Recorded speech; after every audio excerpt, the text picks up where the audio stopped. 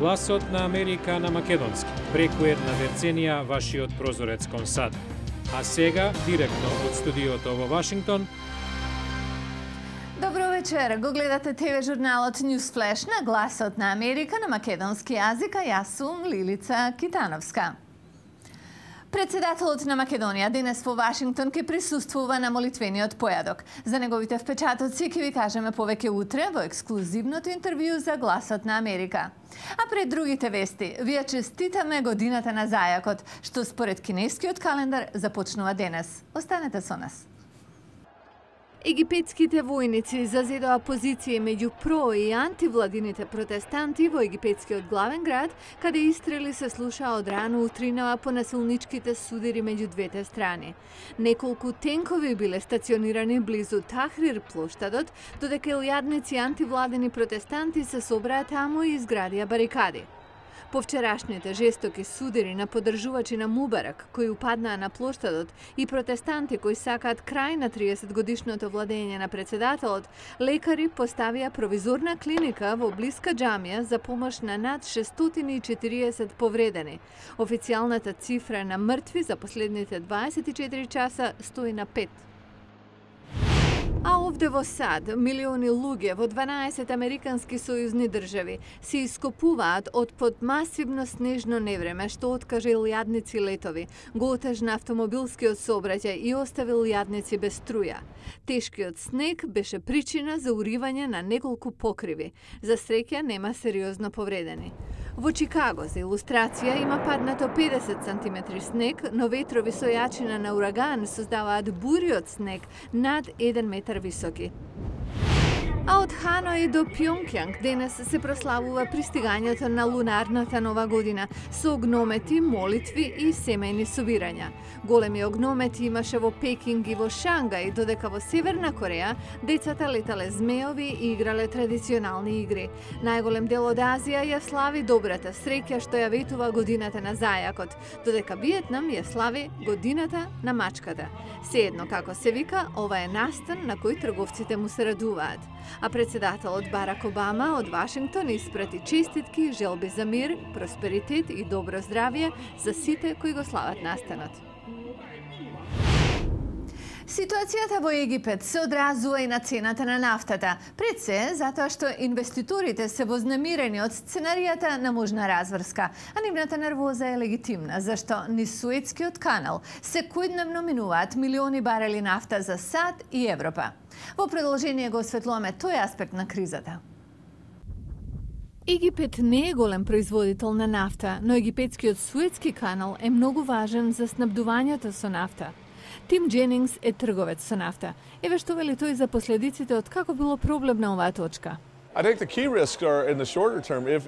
Мислам дека клучните ризици се ако прометот од која било причина е пореметен во Суетскиот канал и танкерите не може да минуваат, што ќе се одрази на снабдувањето во САД.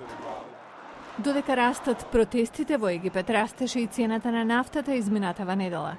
Во понеделникот, за прв пат по септември 2008, сировата нафта се разменуваше за над $100 за барел. Трговецот со енергија Ајра Екстајн ги обвинува медиумите, а не фактичката побарувачка за скокот на цената.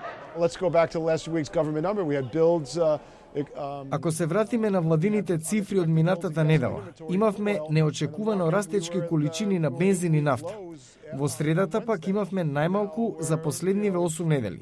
Флуктуира, но моментумот дефинитивно одеше надалу пред да излезат вестите за немирите во Египет.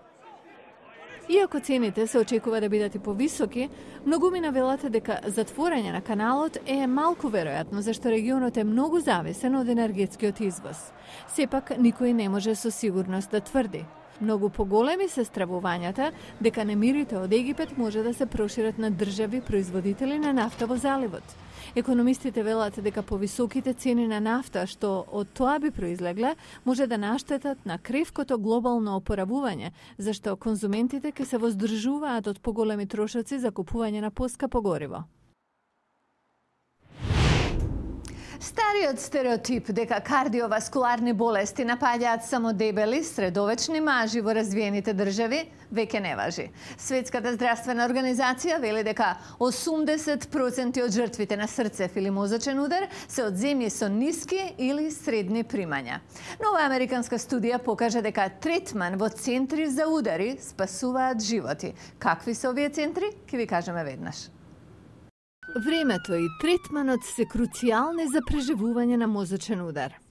Кога Пол Стейси имал удар, брзата помош го однела во центар за мозочен удар, иако неговата локална болница била поблизу. Не можев да кажам ни кога сум роден.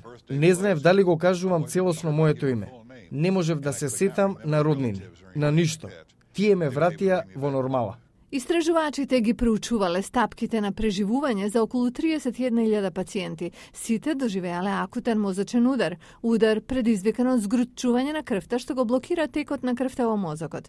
А без нормален протек на крв, мозочните клетки почнуваат да умираат. Затоа мозочните удари често предизвикуваат трајна хендикепираност или смрт.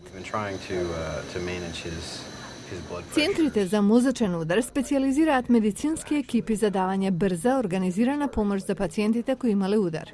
Доктор Йинг Жиан од клиничкиот истражувачки институт Дюк ја предводел студијата. Пациентите кои се третирани во овие центри имаат подобра шанса да примаат тромболитичка терапија, што е лек за разбивање на згручената крв, што го предизвикува ударот и да се минимизира оштетувањето на мозокот. Токму употребата на таква терапија е она што направило голема разлика. Пациентите третирани во овие центри имаат 20% повеќе шанси да преживеат. Студијата е објавена во журналот на Американската медицинска асоциација. Чекор во вистинска насока се овие центри, зашто според Светската здравствена организација до 2020 година кардиоваскуларните болести ќе бидат водечка причина за смрт во светот. И од една сериозна тема ве носиме на друга – глобалното затоплување. Утре во Newsflash. Како изгледа кога целиот свој живот сте го минале во едно место што за некоја година ќе биде под вода? За цената на глобалното затоплување гледајте во петок во Newsflash. Ова беше Newsflash на Гласот на Америка на македонски јазик. Јас сум Лилица Китановска. А многу повеќе содржини ќе најдете на нашата веб страница glasnaamerika.com. Пријатна вечер!